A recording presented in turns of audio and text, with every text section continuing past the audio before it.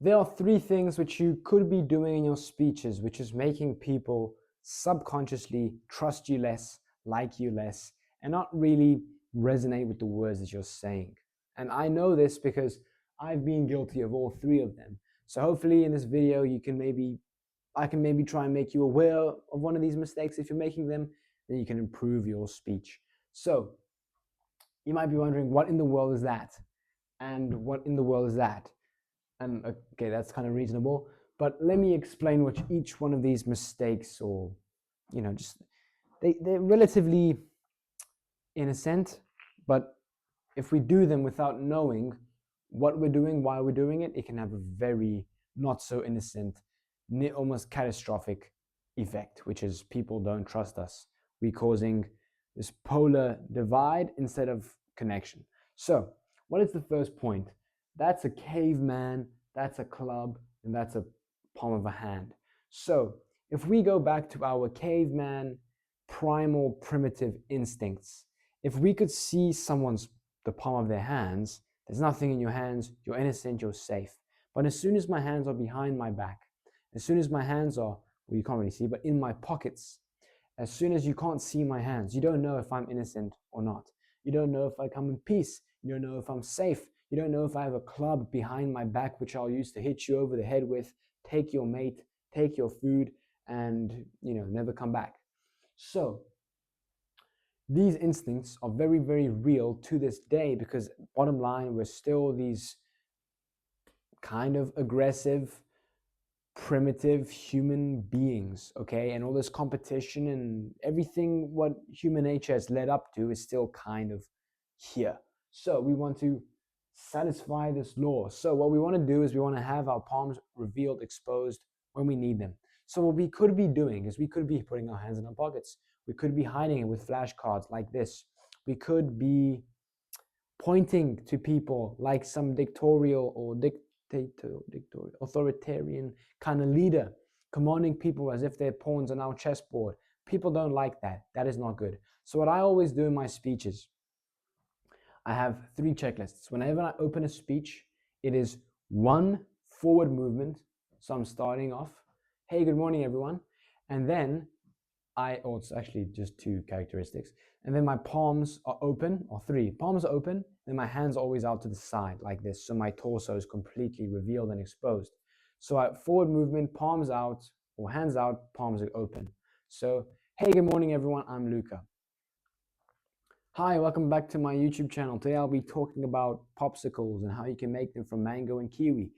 Does that make sense? So, forward movement, torso open, hands out with palms open, like that. What it does, forward movement, I'm comfortable, I'm in control, I'm coming to you, but I'm coming to you to connect to you, to talk to you with innocence, with no threat at all, with my palms revealed and exposed, my torso is open, which is more for me than it is for anyone else. It just shows that I am not afraid. When we're nervous and shy, we tend to cover up our sensitive, critical points like our neck, like our, head. Like we scratch our head and we look away, we avoid eye contact, we'll cover up our heart and our organs and our chest and all that stuff because we're shy, nervous, afraid, danger. Ding, ding, ding. So we just want to show and signal that, hey, I'm not scared, I'm not anxious, I do come in peace, I'm coming to you. Hi, I'm Luca. That's how we do it. That's how we move on to the next point. What is the next point? A baby with a dummy in its mouth, an angel with a halo, pure, innocent, amazing. We often, I've seen it before, and there's times where you have to do it, and there's times where you have to self-praise. There's times where they tell us, they ask, hey, why are you the best person for this course? Why should we accept you? Why are you the right person for this job or this role? Why are you good? Or why are you better than this person? We essentially have to prove our competence.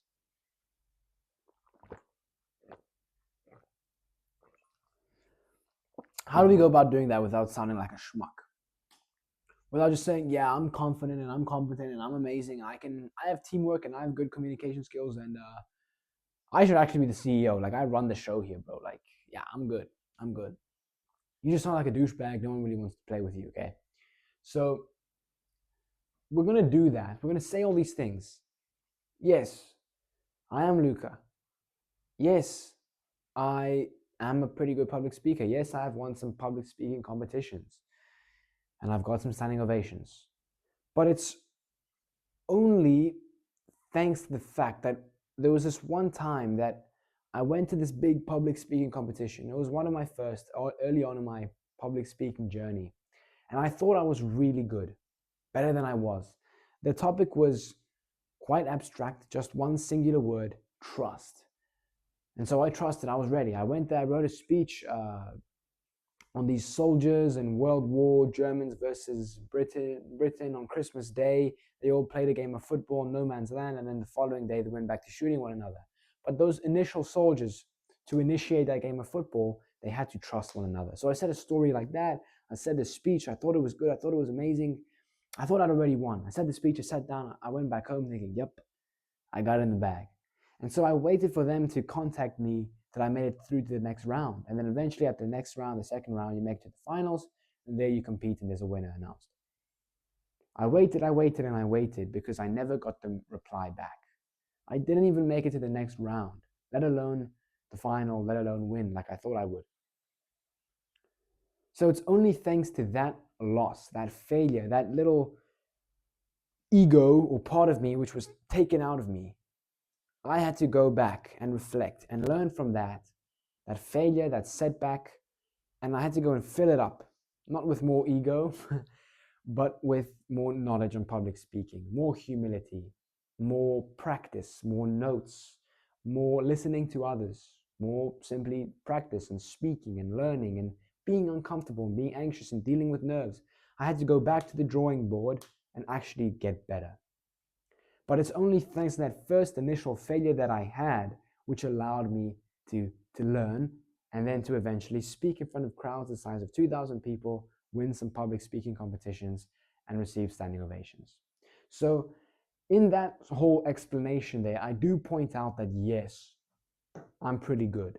Yes, I've achieved these good results, but it's only thanks to this failure or this setback. It's only thanks to the teachers or the judges or the coaches I had in my life that helped me improve my skills.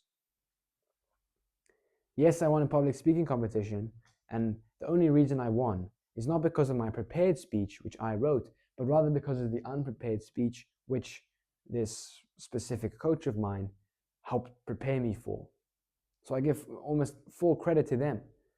Day in, every single day, her and I prepared. Every single day, she gave me a topic. She timed me. She said, pause, correct this. She let me fail.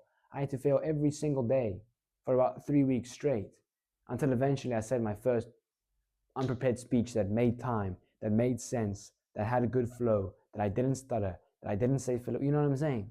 So I had to go through this whole rough patch with someone else who was willing to go through it with me, that I was actually able to win. So I'm saying, yeah, I won, but it wasn't me. It wasn't just win, amazing solo effort. It was, yeah, I won, but actually, thank you to my teammates. Actually, thank you to my coach. Actually, thank you to a bit of luck because I shot and the ball hit the post and it went in and it was a goal scored. It was just my day. Thank you. It's only thank you to the failure as well because I learned this and this and that lesson from the failure, which ultimately helped me win. So, people often go and they say speeches and they just say, you guys should vote for me because I'm competent and I was this in my past and I was actually valedictorian in high school and I was amazing and I was cool and I'm a good communicator, I'm a good leader, I can do this and I'm diligent and I have good time management skills and blah, blah, blah, blah, blah. But I feel like you can achieve a lot more by saying, hello, everyone. I don't know who you all are, but I still want to represent you because I know what this institution is, blah, blah, blah, blah, blah. You know what I'm saying? Am I the perfect person for the role? I guess we'll find out. But I do know that I have failed at this, or, you know what I'm saying? So I don't know exactly what point I was getting at. Maybe you wouldn't say, oh, I failed at this is why you should vote for me. But I don't know exactly. Maybe you can demonstrate a bit of your uncertainty. It's like, I don't know what this degree is going to look like for the next 6 years, guys. I don't know all of you yet. I don't know where we'll be 5 years from now. But I do know for certain that I want to represent you. I do know for certain I will do the best I can uh, for you. You know what I'm saying? So it's like I'm uncertain, but I know this is fact. You know what I'm saying? So we don't always just say, I know we're going to be the best. I know we're going to be amazing. I know I'm the GOAT and I'm amazing and everyone's, not as good as me. So we always almost want to, there's times where we have to hype ourselves up and make us sound good, but we want to take away all the spotlight from us and give it to our teammates, to our coach, to our failures. Because at the end of the day, we're not just some little innocent baby, which has a halo above our heads. And then thirdly is we're not smiling, bro. This is the easiest, quickest fix ever. Firstly, what a smile does is it's good for us. A smile is good for us. Subconsciously, if we can force a smile, it just helps us get in a better state or mood. Okay. Secondly, the audience see the smile and it primes them to feel good as well. All right. They also smile back. They reciprocate the smile. They copy and mirror the good, positive emotions. They get put at ease and they get put in a good state. They become more responsive and receptive to your jokes, to your applause, to your your gasps in the speech. They just become a better crowd. So you smile, you feel better. You smile to them, they get put better and they give you more energy. So it's really just a win-win interaction here. So I don't know why anyone wouldn't go and smile. I'm just want to make sure. Oh yes, and the biggest point from smiling is it makes you come across as a lot more confident. I used to think if I'm smiling, it's almost like I'm a bit vulnerable. It's like, smile, guys, say cheese, say cheese, you know. But that's not the vibe you're actually giving off. More so, I'm using the wrong words here. That's not the vibe you're giving off. What you're actually doing when you're smiling in a typically nervous or nerve-wracking situation, it just shows that you are comfortable with the situation. If it's like, imagine it's like you're playing Wimbledon final, the Wimbledon final, and you're nervous and you're running up and down the hallway and you're doing stretches and you're doing all this stuff, and you have this dude next to you, Roger Federer, who's just standing there with like one racket in his hand and he's just like chilling, bro. You know what I mean? Or he's just talking to his wife or something. And you're there with the headphones on and you're in the zone and you got the water and the electrolytes and you're jumping up and down and you're like, whoa, Wimbledon final wave. But this guy's like, nah, he's chill. That's absurd because he's been there before. He's confident he can actually own it. All right. So what we want to kind of replicate with that is most people, when they say a speech, most people, when they stand before 1,000 people, they get nervous. That makes sense. I do too. The nerves don't go away. But the crowd is used to people sounding a certain way, looking a certain way, feeling, or them perceiving that the speaker feels this way. They're used to authoritarian leader. Hey, this is the discovery which I made on my own because I'm amazing. And yeah, believe it because I said so, But if you can actually come with some warmth, some vulnerability, and some smile and character, it just shows like this guy's completely breaking all the patterns we're used to. This guy or girl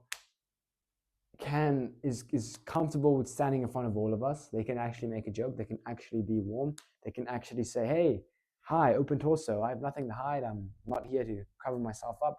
I'm Luca. And yes, I'm really good at what I do, but it's only thanks to this failure which I did. And yeah, I am smiling and yeah, I am comfortable standing here before you and talking to you all and actually being myself. That is what we're trying to give off. And so that allows people to just resonate a lot more with the words that we say and speak. And it helps people trust us because we don't have anything to hide. We're not just showing them all the good, because if we just show good, I'm amazing. Why should we hire you? Because I'm competent and amazing. It's kind of like, where's the bad? That's why in interviews they ask the question, what would you say is your weakness? And so many people prepare for that and they have this well-structured response, but that's the point of the question, right? We just want to know, what is What's the catch, bro? So it's like, yeah, guys, I'm good, but here's the catch. Like, I haven't always been this good. I've taken many L's and I'm not this good on my own. Like, I have people who help me. So that's what we're getting at. I'm warm. I can be vulnerable. I can show you my bad side, but I do try and come to you with innocence and let me come. Hi, I'm Luca. Let me smile. Let me not act like I'm some strong masculine dude all the time with like insane amounts of testosterone pumping through my blood. Like, yeah, I'm angry, huh? I got a beard and I'm a masculine leader. And I'm good, but it's not just me alone. So that's how we do it. I've used those principles to guide some of my speeches, and I've noticed that many people, or when I've been part of the crowd, when I haven't been the one speaking, that's what I pick up on that people don't really like, myself included. And maybe just check if you're doing it unknowingly or knowingly in your speeches. So I hope this video gave you some value, some insight. Hope you can apply this to your speeches. If you have any questions, please do feel free to ask me in the comments or check the link in the description because it's free and I can give you personalized advice there. Other than that, good luck and take care.